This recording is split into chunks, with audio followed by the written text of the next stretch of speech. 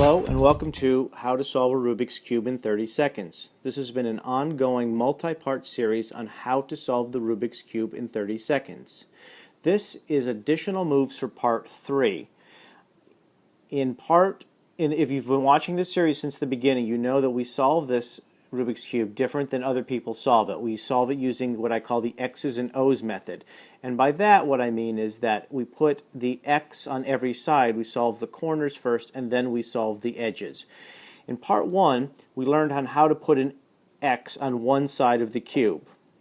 And if you need to go back and watch part 1, you can go ahead and do that. In part 2, what we learned to do was place the 4 corners on the bottom side so that while they may not be turned correctly, they are in the right spot. For example, green, yellow, red. This is the right spot, but it's not turned correctly.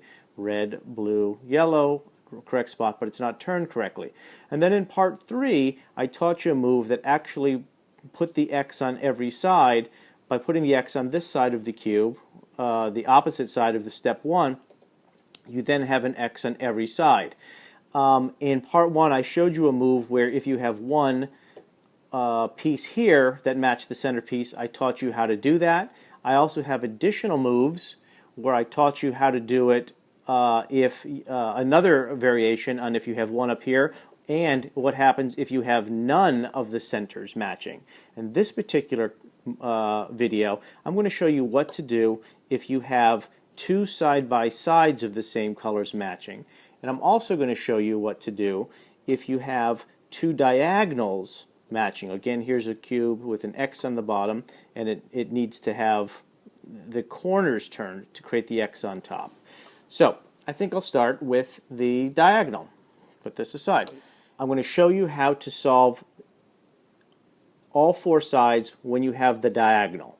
Again, you have 2 that are correct, here and here, and these 2 are in the correct positions. They just need to be turned to put the yellow, which matches the center, on the top. And again, to put the yellow, which matches the center, on the top. You've already got the X on the bottom, and ultimately by turning these 2, it will put an X on every side. So you want to hold the cube, for starters, like this, with the diagonal here and here. Now this is important. You need to know that you need to also have the center matching in front of you. If you go this way, you still have a diagonal on this side and this side, but notice that the center is not there, it's over there. So therefore that's wrong. So you want to have it on the front left, back right, and you want to be able to see this one here. Hold the cube. I'm going to try to keep this on camera. Hang on. And you want to do the following move. Right counterclockwise. Upper clockwise. Front counterclockwise. Come on, cube. Upper clockwise. Face clockwise. Upper 2 turns. 1, 2. Right 2 turns. 1, 2. Back clockwise. Right counterclockwise. And back clockwise. Now we've put the X on the top, we still have that X on the bottom, and now we've put an X on every single side. A lot of people have been writing asking for how you do it diagonally. There you go. We're going to put that aside and do the next one, which is what? Okay, so now we're going to do the other variation on what happens, not when they're diagonal, but you have 2 centerpieces side by side. I have a red center, I have 2 reds. As you can see, I have my X on the bottom, and what I need to do is I need to put this red up here, and it's already in the right position. These 2 are in the right position, and in this one I need to put the red up here. So I need to twist this and twist this. How do you turn the corners when they're side by side? Well, here is the move. You want to have your X on the bottom, you want to put the 2 that are correct in front of you, and you want to do the following move.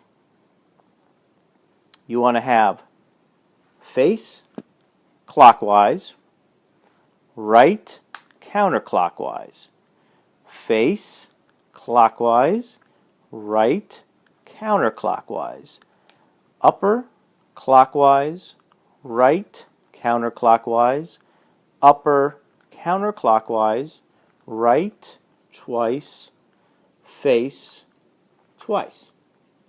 Now we just straighten that up. And we still have our X in the bottom. We now have our X on the top. And we now have an X on every single side. So this video shows you how to do diagonal and how to do side by side. The initial video showed you how to do if you just have one. And then there was an additional video that showed you how to do it if you had none, or if you had one here, a variation on that. I hope you enjoyed this video. I really encourage you to check out more of the videos, and I'm going to start posting additional moves that are really also going to be time savers coming up. I hope you enjoyed this. Please let me know what you think. Thanks. Bye.